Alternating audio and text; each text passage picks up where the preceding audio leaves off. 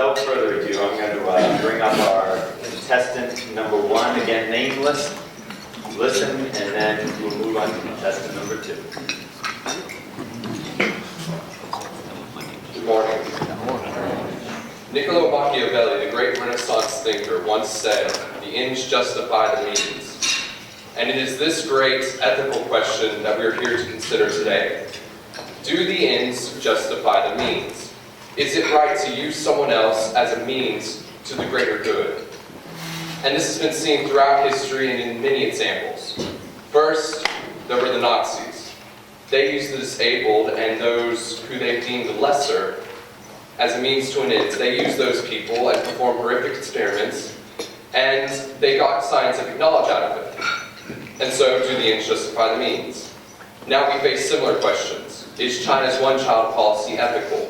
Is it all right to deny the elderly medical attention in order to better serve the younger generations? Do the ends justify the means? And so, a good way to judge this question is to look at the 4-way test. Is it true? Is it fair to all concerned? Does it build better friendship and goodwill? And is it beneficial to all? However, we can't just apply that 4-way test to the big idea of do the ends justify the means. We have to have something physical. We have to have an example.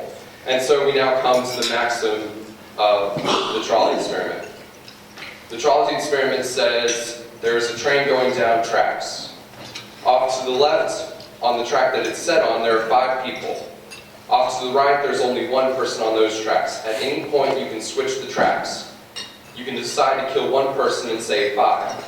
Or you can let nature take its course and allow 5 to die and let 1 live. So do the ends justify the means? So first, is it true? Well, unfortunately, when you decide to physically switch the track and to kill 1 person, you murder someone, you kill someone. That denies the truth. That denies the very basic truth that all life is sacred and that every individual has worth. And so that does not live up to the 4-way test. Next, is it fair to all concerned? Unfortunately, when you kill someone, that's certainly not fair to them. Murder is never fair to the murdered. And so the ends do not justify the means in that scenario, and it also fails that aspect of the 4-way test.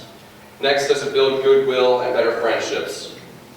Like we've been saying, it kills the person. You don't make a better friendship when you kill someone. Finally, is it beneficial to all concerned?